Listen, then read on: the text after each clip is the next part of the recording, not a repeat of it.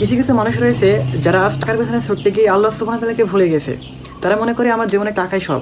আবার কিছু কিছু মানুষ এমনটাও রয়েছে যে আমি অনেক টাকা উপার্জন করবো, অতঃপর মাদ্রাসা করব, মসজিদ করব, দান খয়রাত করব অনেক। তারা এটা মনে করে, কিন্তু সে সালাত আদায় করে না। আল্লাহ সুবহানাহু ওয়া তাআলা সূরা তওবার ৭৫ এবং ৭৬ নম্বর আয়াতে বলে, আর মানুষের মধ্যে এমন মানুষ রয়েছে যারা আল্লাহর থেকে অঙ্গীকার নেয় যে যদি আল্লাহ তাদেরকে দান করেন তাহলে অবশ্যই আমরা দান খয়রাত করব, নেককারদের অন্তর্ভুক্ত হব। অতঃপর আল্লাহ যখন তাদেরকে নিজ অনুগ্রহে দান করেন তখন তারা কার্পণ্য করে এবং তারা গাফেল হয়ে ফিরে যায়। আল্লাহ সুবহানাহু ওয়া তাআলা এটাই বলেন যে এটা তাদের জন্য অনেক বড় ধোঁকা, শয়তানের অনেক বড় ধোঁকা যে যদি আমি টাকা উপার্জন করে নিই অধিক, তাহলে অবশ্যই আমি আল্লাহর রাস্তায় দান খয়রাত করবো, নেককারদের অন্তর্ভুক্ত হয়ে যাব।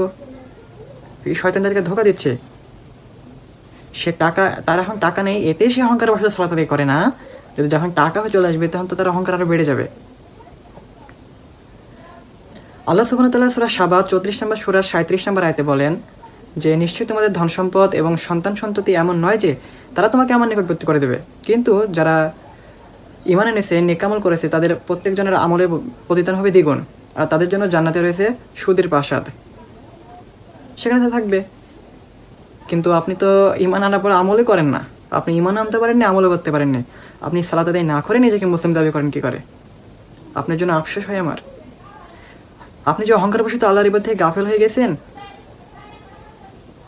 এর শাস্তি সম্পর্কে আপনি কি জানেন? আল্লাহ সুবহানাহু ওয়া তাআলা বলেন সূরা মুমিন ৪০ নম্বর সূরার ৬০ নম্বর আয়াতে বলেন, আর তোমাদের রব বলেছেন তোমরা আমাকে ডাকো, আমি তোমাদের ডাকে সাড়া দেবো, কিন্তু যে অহংকারবশত আমার ইবাদত থেকে গাফেল হয়ে যায় তাকে অচিরেই আমি লাঞ্ছিত অবস্থায় জাহান্নামে নিক্ষেপ করব।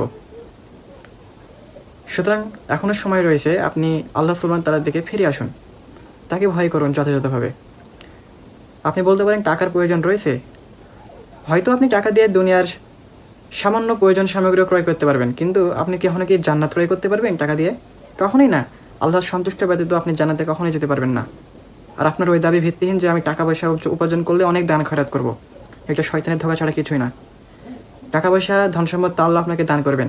আপনি হয়তো ওই হাদিসটি ভুলে গিয়েছেন যে নিশ্চয়ই গরিবেরা ধনীদের তুলনায় ৫০০ বছর আগে জান্নাতে প্রবেশ করবে। যদি এই হাদিসটা আপনার মাথায় থাকতো তাহলে আপনি কখনোই ধন সম্পদ চাইতেন না।